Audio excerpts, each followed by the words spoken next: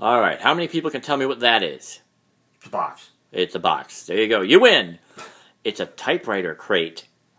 Let's take a look at this. Could that be a serial number on the side? Perhaps. Look here at all these rapidly disintegrating labels. Harry A. Smith, manufacturer and jobber of typewriters. Remember, jobber back at this time means wholesaler. 231 North 5th Avenue, Chicago. And some other shipping stickers all over the place there. Alright. Some of you have already seen this before. We're just going to continue being dramatic.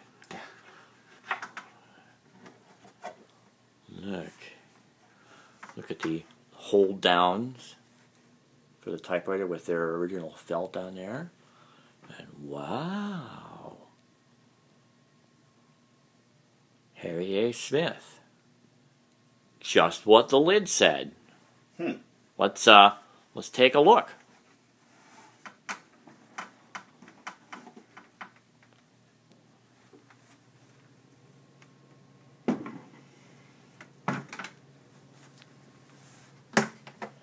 Yep. Harry A. Smith. Number 4.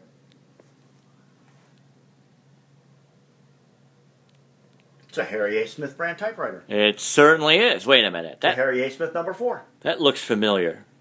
Does that look familiar to you? Kinda, yeah.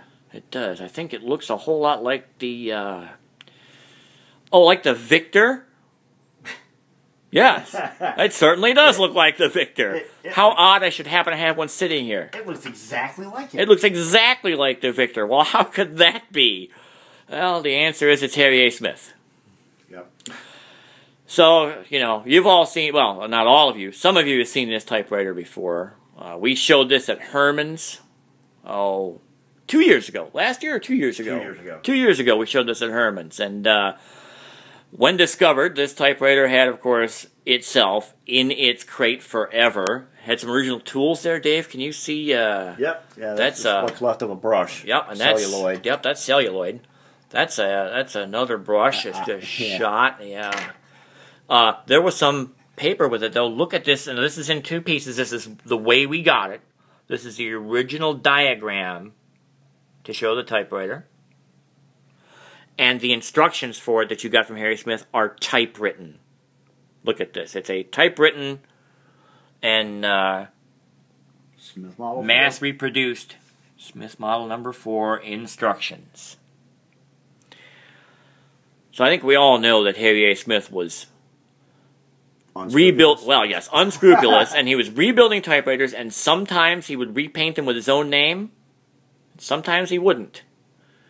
And, of course, his continued penchant for selling rebuilt typewriters as new typewriters, or at least doing as much as he could to convince you that they were new without ever telling you one way or the other, is what got him in trouble with the Federal Trade Commission. Right. So, there you can see, it could not be more obvious. Now, Dave, if you can spin that crate around to show us what should be the front. If the machine's actually a Victor, what about the box? What about the case, the crate? Oh, my. Yeah, it was. It said Victor Typewriter Company on it until Harry A. Smith chipped it off. Yep. Use the same crate. Yep. Now, it took a long time for us to find, you know, some ephemera to support this typewriter existing. I finally found an ad for it. I bought it, and here you can see.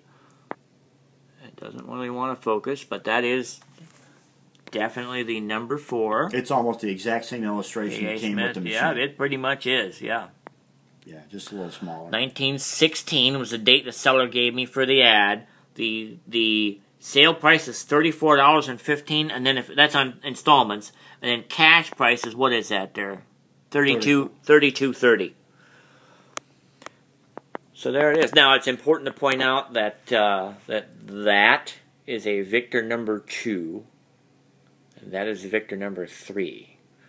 However, the similarity couldn't be much more obvious. It's even some of the decals. Either he got new ones, got a hold of Victor ones, or just left them there when they repainted it and refinished it. But see that little decoration there? Yeah, exactly the same on this. The pinstriping Victor, around it. Yeah, is the very pinstriping is the same. Look at the pinstriping on the top. Look at the pinstriping on the top. That Smith. That font should look familiar to the seasoned collector. Yeah, that's half a Smith Premier. Yep. He just bought a Smith Premier decal and threw out the Premier part. VT for Victor Typewriter over here, just as it should be.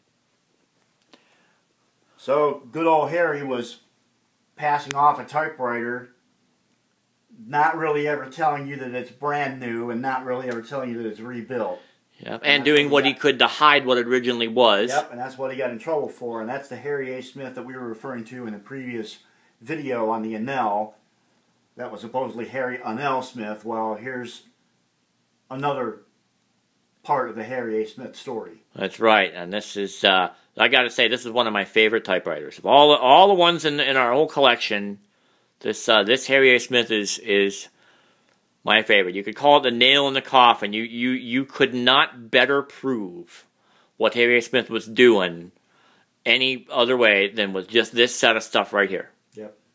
Having a Victor doesn't hurt to compare it to, but I could do that with pictures.